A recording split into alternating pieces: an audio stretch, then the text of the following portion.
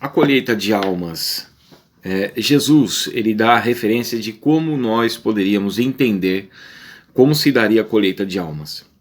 Em João capítulo 4, né, quando o Senhor já termina de falar com a mulher samaritana, os discípulos chegam, né, e começam a conversar com o Senhor, e Jesus então diz o seguinte no verso 35, João 4, 35 a 38.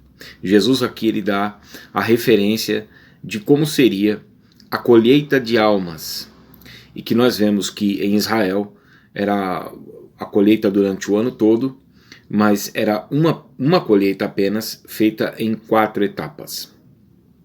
E o Senhor Jesus então diz assim: não dizeis vós que ainda há 4 meses até a ceifa?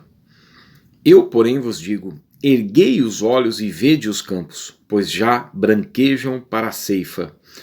O ceifeiro recebe desde já a recompensa e entesoura o seu fruto para a vida eterna. E de sorte se alegram tanto o semeador como o ceifeiro, pois no caso é verdadeiro o ditado, um é o semeador e outro é o ceifeiro.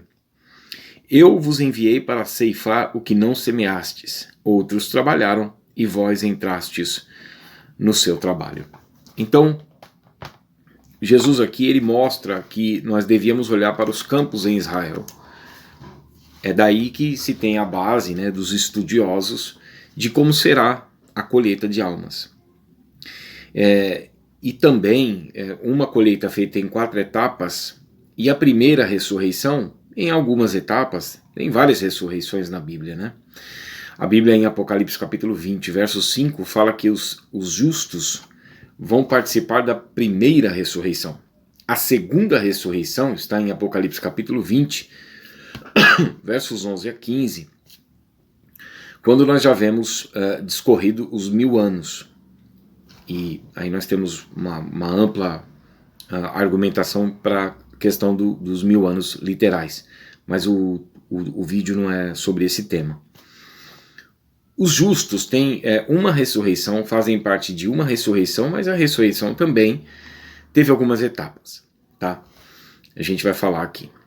Mas Jesus fala da colheita, porque ele fala para olhar para os campos, né? Colheita de trigo, de cevada e de outras iguarias também, né? Então, Jesus ele menciona João capítulo 4, verso 35 a 38, e aí nós temos que ir lá para Levítico, né? Que mostra a completude, né? Principalmente pelo Pentateuco, está a distribuição de como eram feitas as colheitas, né? O armazenamento, ou seja, a preparação. Mas nós temos uma completude no capítulo 23 de Levítico, né, versos 1 a 44, quando o Senhor Deus então fala das suas festas fixas, né, que significa congregação.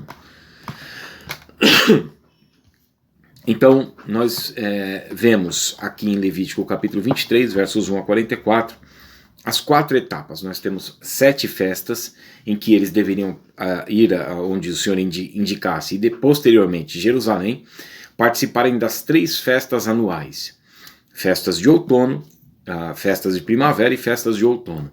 As festas de outono: Páscoa, Pães Asmos, Primícias e Pentecostes, ou a festa das semanas, né, que é o Shavuot, que passariam ali então 50 ou 52 dias, então algumas semanas. E aí tinha a festa do Pentecostes. Então essas são as festas de primavera.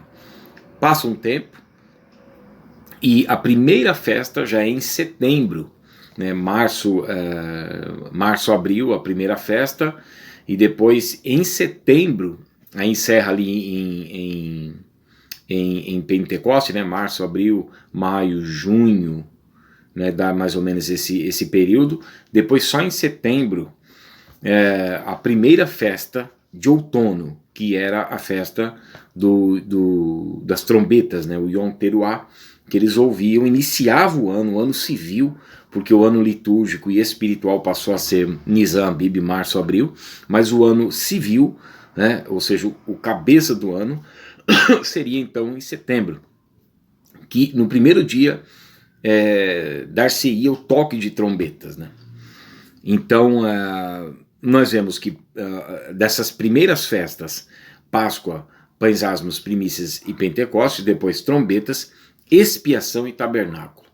Então nós temos a completude dessas 4 etapas de uma só colheita feita em Israel. Então nós vemos que a primeira foi as primícias, né? Nós vemos aqui no...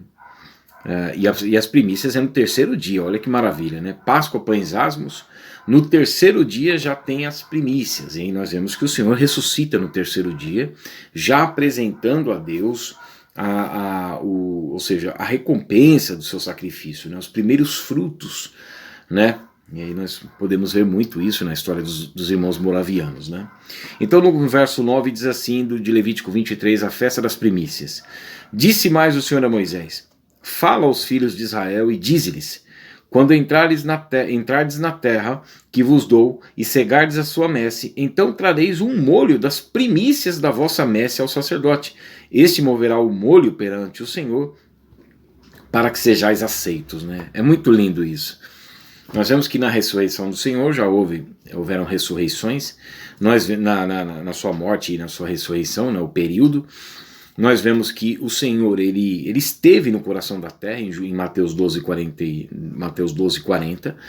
A Bíblia diz em Efésios 4, 8 e 9 que ele leva cativo o cativeiro. Eu entendo que são aqueles que morreram em Hebreus, né, capítulo 11, verso 39 e 40, que morreram sem ter alcançado a concretização da promessa, mas que tiveram um bom testemunho de fé e foram justificados por essa fé. Só que eles morreram sem ter havido a encarnação de Cristo e, portanto, uma regeneração seria impossível e a justificação para a vida seria impossível sem que o pecado de Adão fosse condenado no Cordeiro de Deus, no próprio Deus encarnado, né? Então isso trouxe reconciliação e aqueles que creem nesse ministério da reconciliação, então eles são justificados para a vida.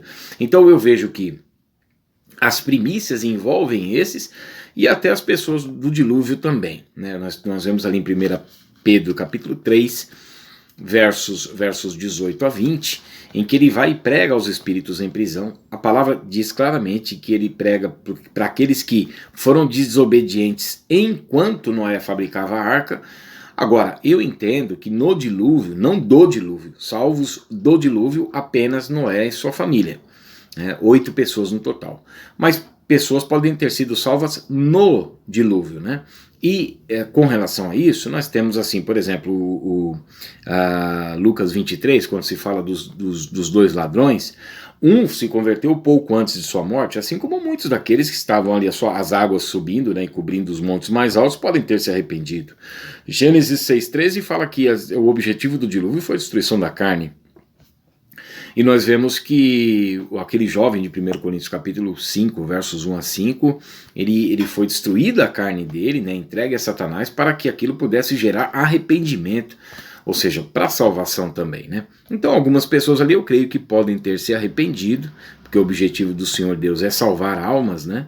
E aí nós fazemos uma alusão do que Jesus fala em Mateus 24, 37 e 39, com relação à comparação que nós pré-tribulacionistas acreditamos a sua vinda em comparação com o dilúvio, até pela questão da última igreja que nós temos, né, que é Laodiceia, uma igreja indiferente, que é o que acontecia com o pessoal da população pré-diluviana, uma população entre 700 milhões a 2 bilhões de habitantes, mas que depois do dilúvio, as águas cobrindo, eles podem ter se arrependido, assim como nós cremos que pessoas serão salvas no período de tribulação, que será uma destruição por meio da ira de Deus sendo derramada, por meio do ministério do anticristo, né?